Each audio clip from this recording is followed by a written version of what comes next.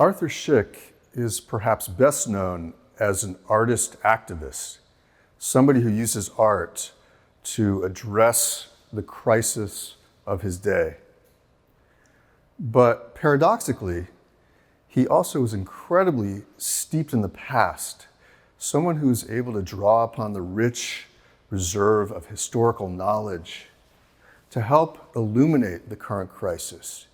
He would draw upon history to note moments of humanity, of compassion, justice, fairness, but also moments in which the Jewish people resisted or defied injustice.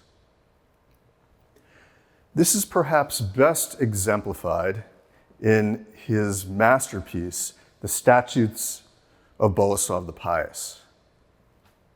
In these scintillating works, which were based on the charter of admission of the Jews to Poland in 1264, Poland would one day become home to 3/4 of the world's Jewish population.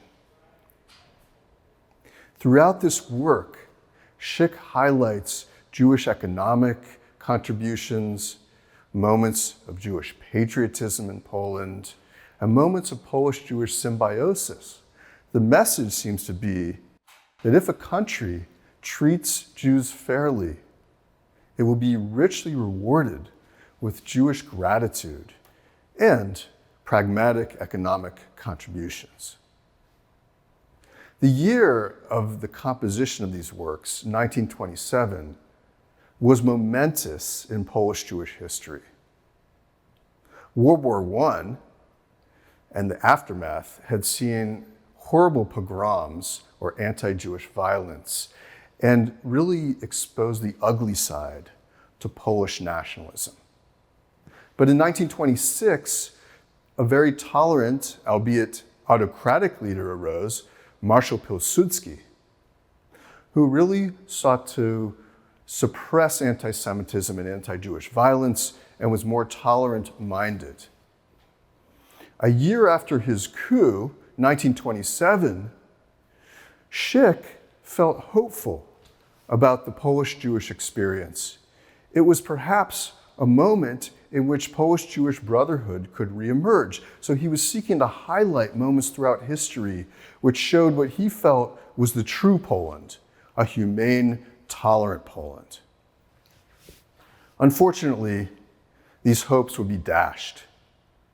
After the death of Pilsudski in 1935, Poland itself became much more intolerant towards its Jewish population, resulting in anti-Jewish violence, culminating in pogroms, anti-Jewish boycotts, and then, of course, we had the invasion by Nazi Germany. The Statutes of Kalisz record a time of great hope for Polish-Jewish coexistence.